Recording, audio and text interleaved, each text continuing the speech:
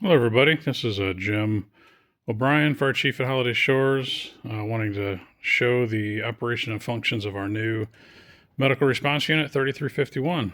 So this is a 2024 Tahoe. This has the 3-liter diesel motor. I'll just walk you through some of the functions and how it works. So one thing you'll notice walking up is that you've got the Kusmal Auto Connect. For right now, this thing should auto eject, but it's not functioning. So if you come up to the truck, make sure you unplug it. You'll notice there's a battery charge indicator right there, which is a nice feature to have. And when you get back, simply plug it back in. Right now, you won't feel any resistance. Just plug it in, and then you'll see the auto charge kind of go up. So we're going to unplug it. So you'll notice quite a bit different than the old truck. One thing, probably first and foremost, to note is that the key fob is located in here. So this is a vehicle that requires a key fob. Occasionally, when you get in the truck, if it's been sitting a while, it may ask you to grab the key fob and shake it. So it's always right there in that console. There's a spare inside as well. So this is the functioning of how to start it. So foot on the brake, you've got the start button right here. Push the button, it may take a second and it'll start. Everything else is pretty normal. Start right up. One thing also that you'll note is that tip of this thing when it leaves is in shut off mode, meaning that when it idles or stops and it's warm or the air conditioner's working, the truck may shut down, and that's a energy conservation thing, emissions thing. You can turn that off by hitting this button with the A on it if it bugs you. So the truck is running. A couple other things to note about how this thing operates. You've got these buttons up here and they're just a little bit strange. So drive, you pull the button. Neutral, you push. Reverse, you pull as well. You'll notice we've got a really nice backup camera with adaptive lines and kind of a obstruction thing on the left there, but it's a very nice backup camera. And then push the park button. So again, pull for drive, pull for reverse, push for park. You'll figure it out. Push and pull. A couple of things to note within the truck. We've got these two new controllers. This controls the radio and the lights and the sirens. The radio is interesting. This is kind of what the newer trucks are going to. This is almost the same model of what we have today. And you'll notice that right off the bat, it's saying Madison County 911. This is just like a microphone. You push the button and you transmit just like you would with a normal mic. If you want to change the channel, you just push the toggle up and down. The way we set these up is that Madison County 911 is the first channel. MABUS red, so you can quickly get to a fire ground. Third one is HSFD, so we can have communications with ourselves. The left and right it isn't really doing anything right now.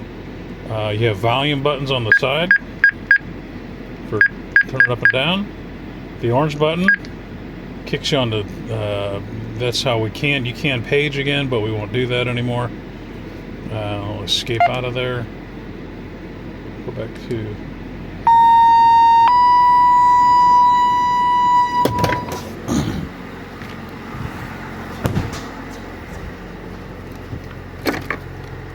Holiday Shore Firefighters. It's just a test of your paging system. 1, 2, 3, 3, 2, 1. Test complete. KOR 73 clear. And that's how you accidentally set off the pagers. All right, so again, you got the handheld mic, so don't push the orange button. The other thing you can do to toggle channels is on the top. You can use this little button right here. To do scan, you've got the scan button, and that'll scan all channels. Hit it again and turn it off. So pretty straightforward. It'll take a little bit of getting used to. So yep, we'll go ahead and put that up. Here's the noise stick. So this is magnetic, so it just sits there. This obviously has a little clip, so you got to make sure you get it. We may at some point move these around. This was set up for kind of single vehicle or single operator controls, so the captain or the person sitting in the passenger seat may be reaching over. The cord is nice and long, so not a big deal. All right, this one's fairly easy, and it seems like a lot of buttons. Just remember, for lights, when you're driving on the way to a scene, just hit number 1. Number 2 also does some different lights. They're just a little less blinky, a little less distracting. But for normal mode of operation, use 1. You'll notice too that when you kick the lights off, this button is automatically lit, and this is the dim button. It's hard to tell through this video, but if you want it really bright, undo the dim button and it really makes the lights bright. I would say operating at night that predominantly you're going to just leave it as it is.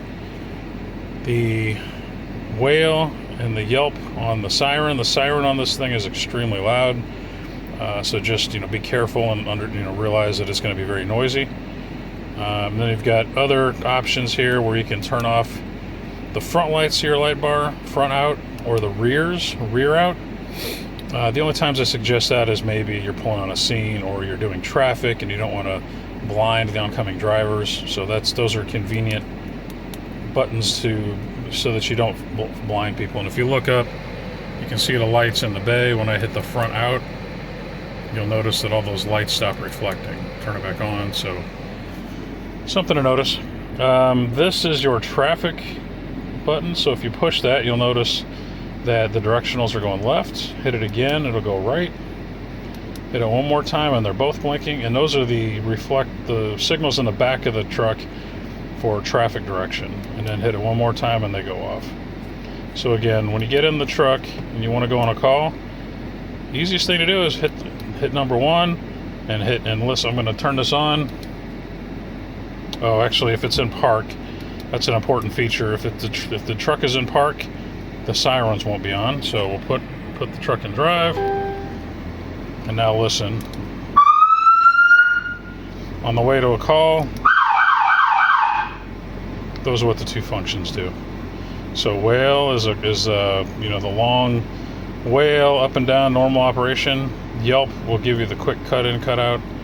I'm not going to go over the rest of these. That's really all you need to know. You can, there's other lights that you can play with, but for the purposes of 90% of our calls, it's going to be hit number 1, and it's going to be hit wail. So both buttons right there. Some important features about operating this vehicle. One thing that's nice is if you look in the overhead, you've got the various buttons. This is probably the one you'll hit the most. This opens up the rear hatch. So let's make sure we're in park. So I'm going to put it in park. And then I'm going to go ahead and open the rear. That's an important safety feature to note. The rear door won't open unless you're in park. So now we're open. Let's go ahead and look in the back. I'm going to shut the truck off. So again, to turn it off, just push the button. One other feature to note while we're sitting here is we've got these spotlights. So you'll see the controller right here. All right, so we have 2 spotlights in front of the pillars. So one there and one there. I've still got those front lights on, but so you see those 2 pillar lights. So those 2 lights are slaved together. Turn that off. So if you want to use the lights, simply push the button, and you'll notice on the wall how the 2 lights are kind of joined together. You can go up, you can go down, just like you did on 70. Pretty straightforward. Lots of good range of motion. This is for finding addresses and stuff at night. When you want it to finish, push the home button, and the lights will automatically turn off and return to their home position. Okay, I'm going to go ahead and turn the motor off. I'm going to go ahead and plug it back in. And then we're going to look at the back.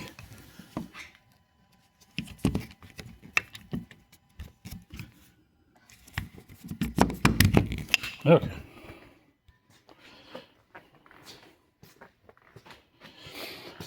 So we have ordered a slide out drawer for the back of the vehicle. So in a couple of weeks, you'll have a large drawer that slides out, and all of these bags and important medical equipment will be in there, and we'll just pull them out. As you can see right now, we've got the medical jump kit, the oxygen bag, and the trauma bag just sitting back here. One spare O2 cylinder. You'll notice I'm back the AED, the OB kit, some head rolls, hover mats, blood glucose kit. Auto pulse is buried underneath there. And we do have the portable suction plugged in, just plugged in right there. And then the medical cooler is plugged in back here as well. We have, unfortunately, have to keep the third row folded, which is fine. There's plenty of room back here. And you'll notice here that the medical cooler now sits between the two seats. It should be on and being charged.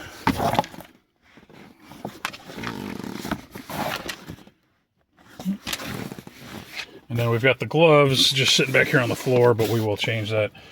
Other improvements is we will get a portable radio charger. I have a glove holder on order. And then the ARG is underneath the front seat, as well as a street guide. So that's a quick intro to the new 3351. Should be a fine vehicle to operate.